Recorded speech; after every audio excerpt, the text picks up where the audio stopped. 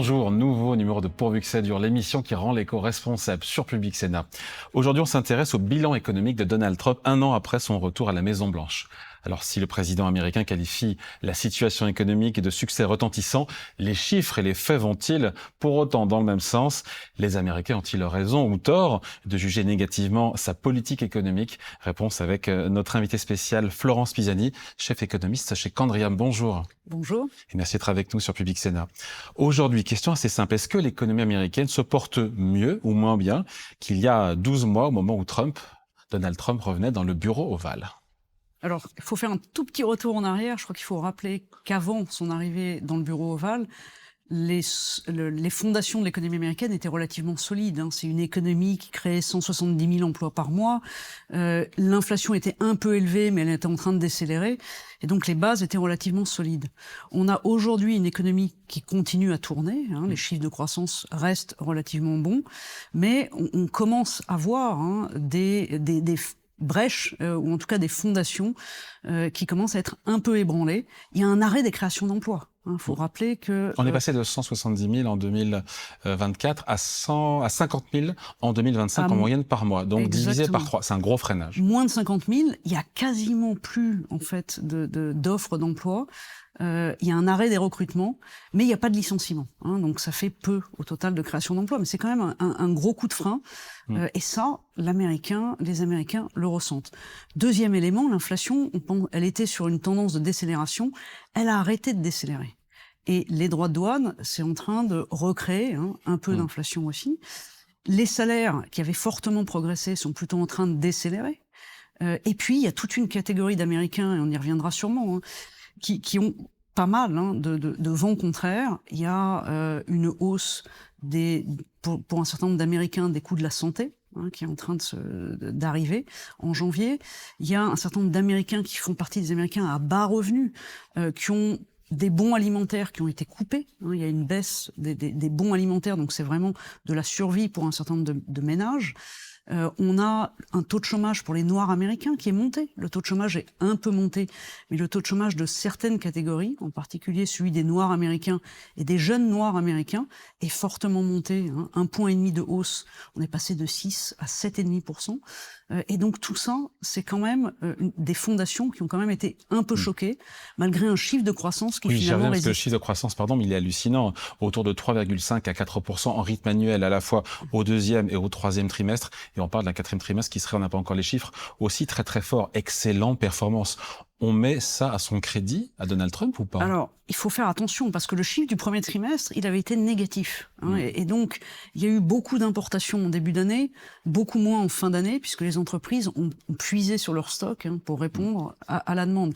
Et ça fait des chiffres un peu chaotiques, qui ont été très mauvais, plutôt mauvais en tout début d'année, et qui sont meilleurs en fin d'année. Après, beaucoup d'experts nous avaient prédit le pire au moment où Trump a imposé ses droits de douane au reste du monde.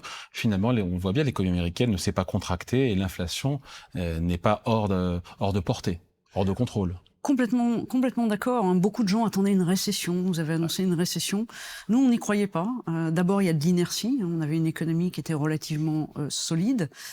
Ensuite, ça met du temps. La hausse des droits de douane, elle met du temps à se produire. Il y a une partie qui a été absorbée par les entreprises et une partie qui a été reportée sur les ménages. Donc tout n'est pas porté par les ménages.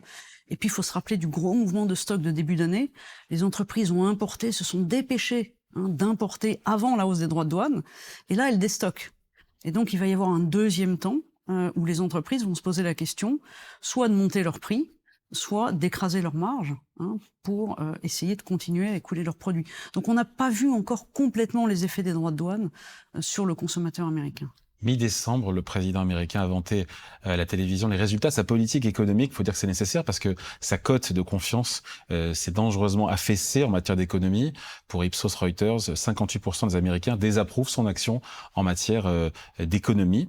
C'est un niveau d'impopularité qui est inédit dans ce domaine, dans le domaine économique pour Donald Trump, qui s'est fait élire notamment là-dessus.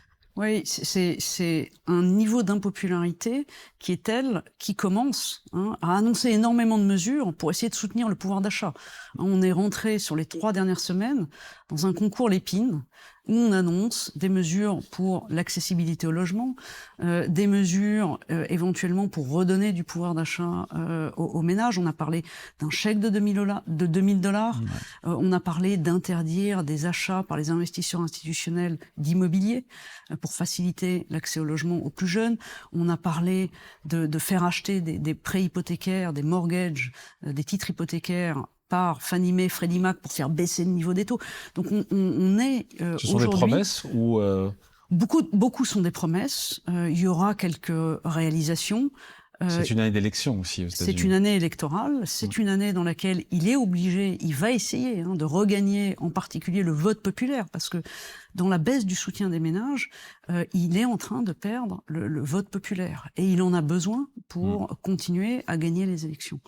68% des Américains jugent que l'économie américaine se porte mal. Sondage mené par l'Université de Chicago pour l'agence Associated Press.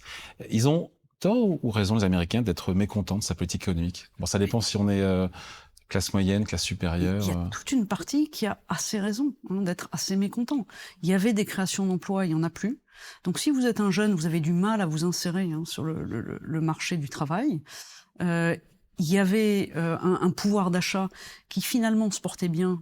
Il est en train, le pouvoir d'achat, d'arrêter de progresser parce qu'il y a des hausses de droits de douane, parce qu'il y a moins de transferts vis-à-vis de toute une catégorie de ménages. Donc pour beaucoup d'Américains, leur situation financière s'est détériorée. Et on le voit sur un certain nombre d'indicateurs. On commence à voir des taux de défaut sur des prêts hypothécaires aux ménages les plus fragiles, sur des prêts automobiles, aux ménages les plus fragiles. On voit des saisies d'automobiles. On a des taux d'intérêt sur le crédit à la consommation. Il veut plafonner. Élevés, il a dit très qu'il voulait élevés. plafonner Donald Trump. Oui. Sur les cartes de crédit, les taux, aujourd'hui, les taux d'intérêt montent jusqu'à 20, 30, 40%. C'est énorme. Aux États-Unis, il veut les plafonner à 10% pendant un an. À 10%. On est au moins, en moyenne, on est à plus de 20% aujourd'hui. Il veut les plafonner pendant un an. À juste titre. Il faut passer devant le Congrès. Et le paradoxe, c'est que maintenant, il va s'appuyer sur les démocrates, puisque c'est des propositions qui avaient été faites par des sénateurs et des membres du Congrès démocrates qui, depuis des années, appellent à un plafonnement des taux d'intérêt sur le crédit à la consommation. Le rejet de la politique de Trump est très fort en ce qui concerne l'inflation des Américains qui souffrent de plus en plus de la vie chère, même quand ils gagnent bien leur vie. Reportage en Californie, signé Manuel Aigre. L'inflation est aujourd'hui la première source de mécontentement aux États-Unis. Si la croissance résiste, la hausse des prix continue de peser sur le quotidien de nombreux ménages. Selon plusieurs études, 9 Américains sur 10 auraient changé leur façon de consommer. La Californie, c'est le rêve américain. De San Francisco à la Silicon Valley, en passant par les plages mythiques et ses villas à plusieurs millions de dollars, la réussite semble partout, à portée de main. Mais depuis quelques années, pour beaucoup, ce rêve coûte de plus en plus cher. Arrivée aux États-Unis il y a 15 ans, Sabrina élève seule ses 3 enfants. J'ai vu des choses changer au niveau des prix, surtout après le Covid. Des produits alimentaires, des produits de tous les jours. Juste pour donner une idée, ce que je pouvais acheter avec $500 pour la famille en un mois, pour un budget alimentaire, ça a augmenté à $1 000. À Orange County, avant la pandémie, un revenu de $90 000 par an suffisait à une famille de 4 personnes pour appartenir à la classe moyenne. Aujourd'hui, pour conserver le même niveau de vie, il faut au moins $135 000. Pour s'en sortir, Sabrina ne compte plus ses heures. On cumule plusieurs boulots. Donc moi, je travaille dans le droit à plein temps. Mais à côté de ça, j'ai développé ma propre compagnie, puisqu'ici, c'est très facile en fait d'être auto-entrepreneur. Et je fais du service traiteur, pâtisserie, et particulièrement la cuisine française. Avec l'inflation, les ménages modestes et les classes moyennes consacrent désormais l'essentiel de leur budget à des dépenses incompressibles. Se nourrir, se déplacer, se loger. Pour tenir, beaucoup se tournent vers les magasins discount. Vous voyez, le parking est rempli. En un an, ces enseignes bon marché ont gagné 8,5% de clients. Et dans le même temps, la bourse progresse et l'immobilier de luxe ne connaît pas la crise. Les écarts sont extrêmement importants, oui, effectivement. C'est très commun de retrouver cette disparité sociale dans un même parking, dans un même quartier.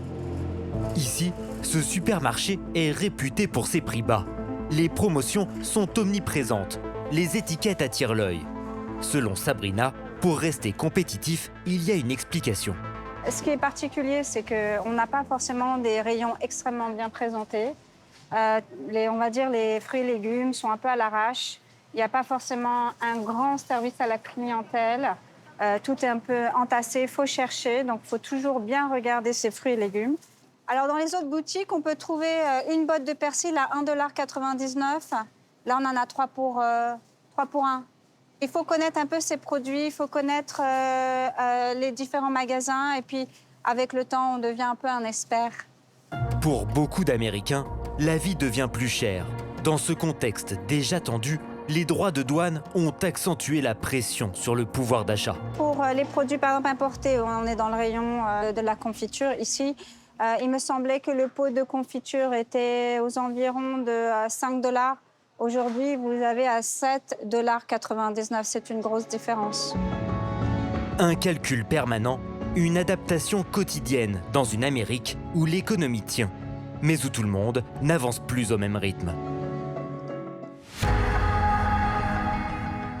Florence Pisani, on vient de le voir dans le reportage, la vie courante est de plus en plus chère aux États-Unis, même quand on gagne bien sa vie.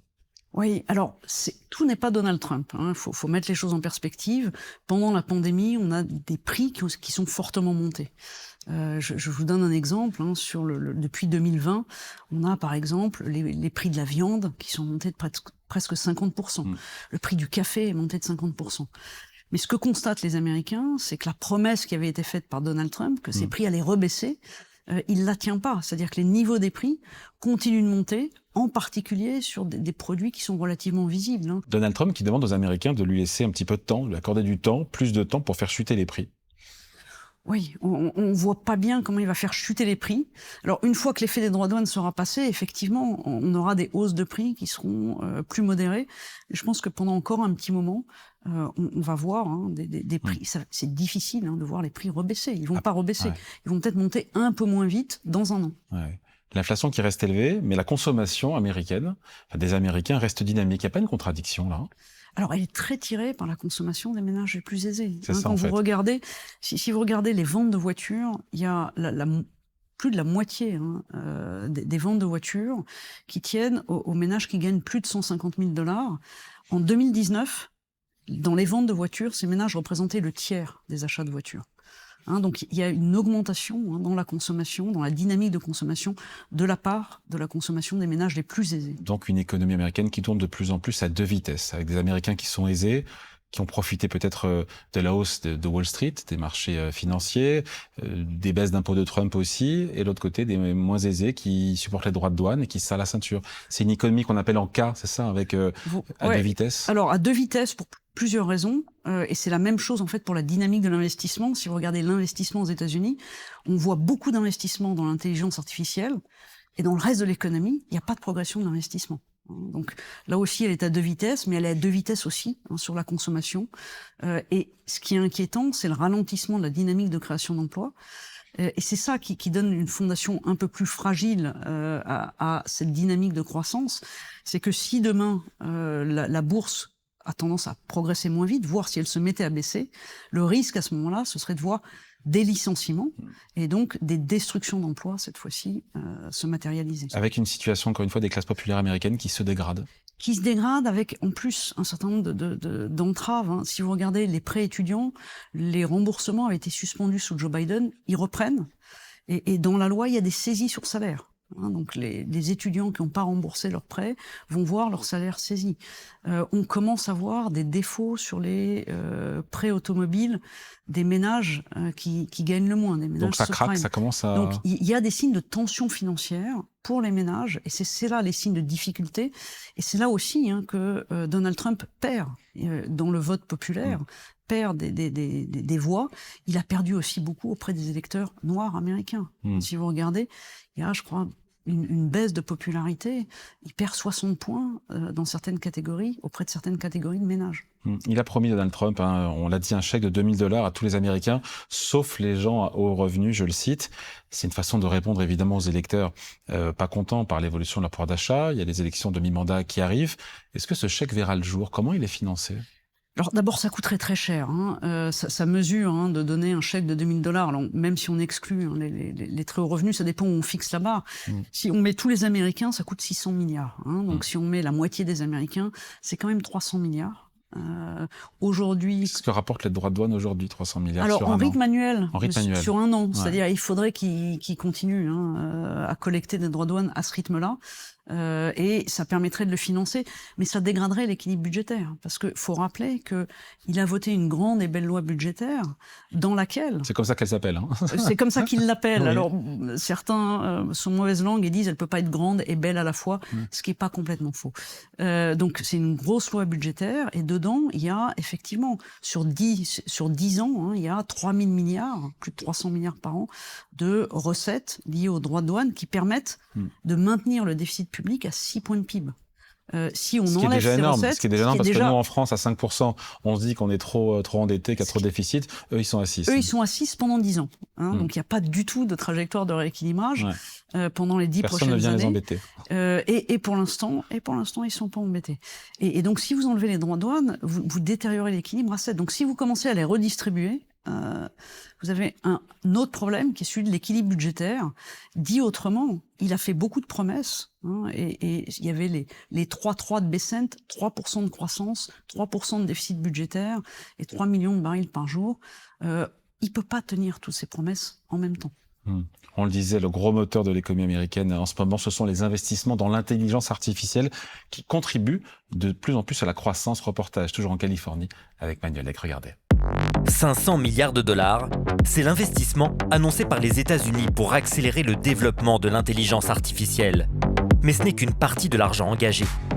Car derrière les fonds publics, les acteurs privés ont lancé une véritable course. Objectif, prendre de l'avance sur la Chine et sur l'Europe. Direction Irvine, en Californie. Après des semaines de négociations, nous avons obtenu une autorisation rare, filmée à l'intérieur d'un bâtiment ultra sécurisé, un data center. Sur des centaines de mètres, des milliers de serveurs tournent jour et nuit. C'est ici que se concentre une partie de la puissance de calcul qui fait fonctionner l'intelligence artificielle américaine. We're just starting the AI revolution. The US is making heavy investments in data centers and in AI. And I hope that investment pays off and we are a leader in AI in the future because it's about efficiency. You can get things done much faster with AI, with fewer human intervention and oftentimes fewer errors when it comes to data processing and things. Prendre de l'avance sur le reste du monde, automatiser toujours davantage, mais aussi consommer toujours plus d'électricité à 60% fossile. Selon certains experts, d'ici 2030, près de 7% de toute l'électricité consommée aux États-Unis pourrait être dédiée aux data centers. Why does AI need so much of it? It's because of the compute. So AI uses much more compute in terms of processing power to do the tasks that it is required to do. And it's constantly reaching out to the internet, reading information, analyzing information. And to make that possible, it needs elevated power. They require additional electricity, cooling, and also connectivity. Derrière cette puissance de calcul, une contrainte majeure, la chaleur. Ici, une dizaine de climatiseurs comme celui-ci fonctionnent jour et nuit. S'ils s'arrêtent, la température grimpe en quelques minutes jusqu'à atteindre 70 degrés. Les serveurs surchauffent et tout s'arrête.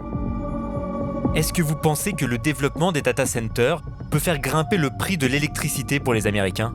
Yes, I believe so. I believe it is because overall the demand for power is increasing and our build out of electrical infrastructure hasn't necessarily kept up with that demand. So yes, I believe so. Aux États-Unis, la révolution de l'intelligence artificielle ne fait que commencer. Mais pour tenir cette promesse, encore faudra-t-il pouvoir l'alimenter.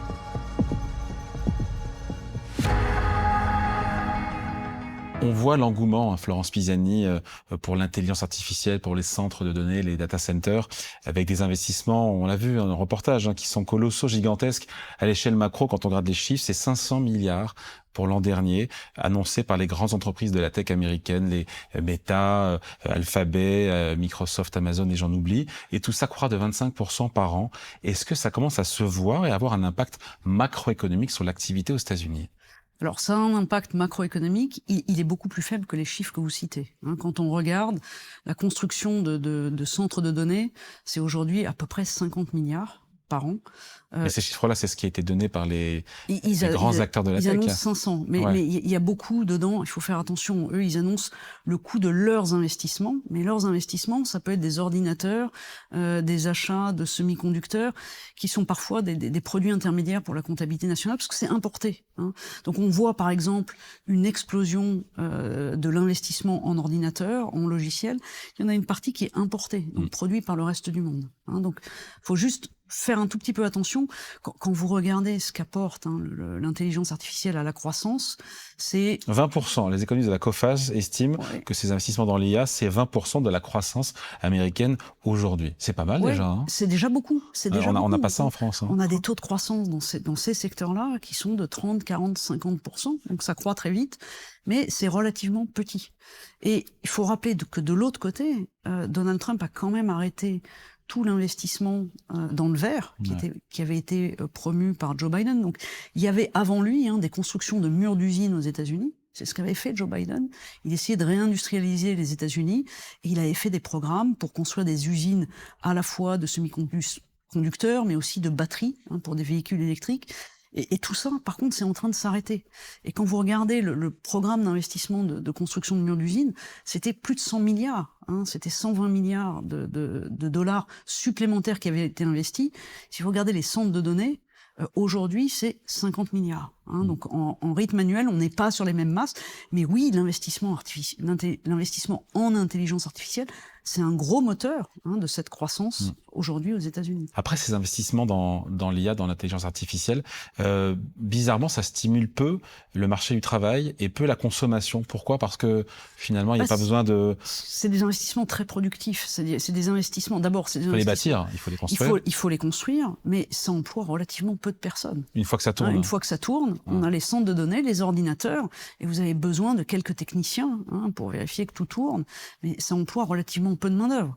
C'est là aussi que l'idée de réindustrialiser massivement et surtout créer des millions d'emplois, il va avoir du mal à tenir sa promesse sur la création de millions d'emplois manufacturiers. Au final, on est en droit de douter de la solidité de l'économie américaine, parce que c'est vrai que c'est bizarre, mais c'est contradictoire d'avoir une si forte croissance avec un marché du travail, on en a parlé tout à l'heure, mais un marché du travail qui est en perte de vitesse. Alors, c'est difficile d'avoir une grille de lecture claire. On peut comprendre pourquoi il est en perte de vitesse.